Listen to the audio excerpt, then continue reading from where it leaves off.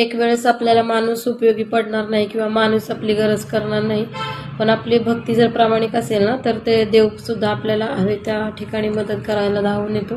तशीच माझी गोष्ट आहे, म्हणजे एक स्वामी अनुभव आहे. मी स्वामींना खूप मानते.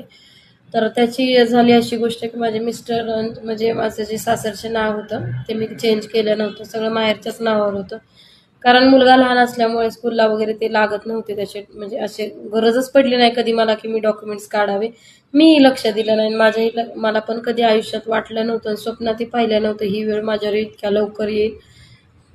तर झाली अशी गोष्ट की ज्यावेळेस मी मॅरेज सर्टिफिकेट बनवायला दिलं जून जुलैमध्ये, तर त्याच्यानंतर डेट झाली, म्हणजे डेट मिळाली आम्हाला आणि त्या डेट मिळाली 2-3 दिवसातच होती आणि तोपर्यंत हे असे एक्सपायर झाले. तर माझ्याकडे काहीच प्रूफ नव्हता. मला खूप वाईट वाटायचं की ते जिवंत असताना त्यांच्या माझ्या नावापाठीमागे त्यांचं नाव लागलं नाही. निदान आत्ता तरी लागायला हवं. काही जणांनी अशी पण भीती घातली की आता होणार नाही, आता होत नाही, आता आहे तेच नाव ठेवावं लागेल. खूप टेन्शन होतं.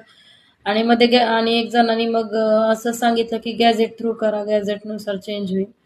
आणि ते पण सांगितलं आणि ते पण असं झालं की ते असं गॅझेट बंद झालं होतं. म्हणजे मी प्रोसेस केली त्याची, पण म्हणजे गॅझेट वगैरे काढलं होतं आणि नंतर मग मी चेंज करायला गेले त्यावेळेस घेतलं. पण 1 महिना होऊन गेला तरी डॉक्युमेंट